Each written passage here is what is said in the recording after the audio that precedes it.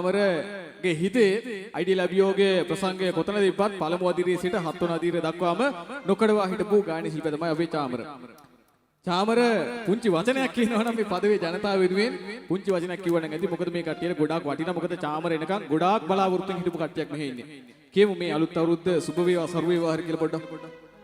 මුලින්ම මල්ලේ මේ අයිඩියල් මේ 7 වෙනි ප්‍රසංගයටත් මාව සහභාගී කරගත්තට අයිඩියල් එකේ සියලුම දෙනාටත් මේ ප්‍රසංගයට අපිව බලන්න ආපු සියලුම දෙනාටත් සුබ අලුත් අවුරුද්දක් වේවා කියලා ප්‍රාර්ථනා කරනවා. රයිට් කෝ අප්පුඩිය හයියෙන් චාමරට. තව හයියෙන් අප්පුඩියක් ඕනේ චාමරට. රයිට් එහෙමනම් අයිඩියල් අභියෝගයේ ගායන ශිල්පීන්ට දෙන අභියෝගය.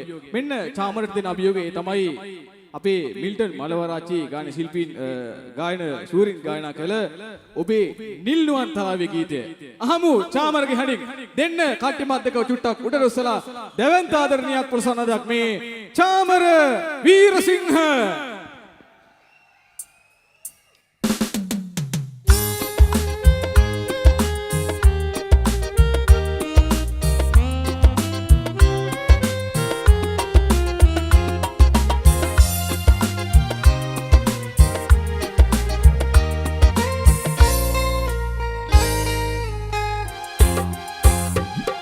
ඔබෙනුවන් තලාවේ සැලේ කඳුළු මිදිලා මතේ මැදින් පෙනෙන්නේ අපේ මතකමෙලා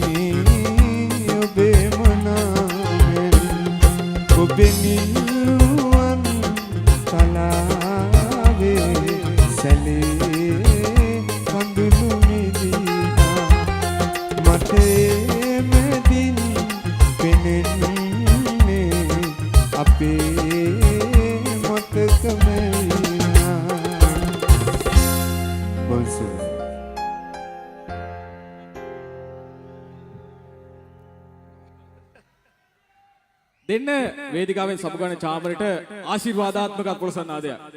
ඔන්න දුරයි කියලා වැළුවේ නෑ චාමරාව පදවියට.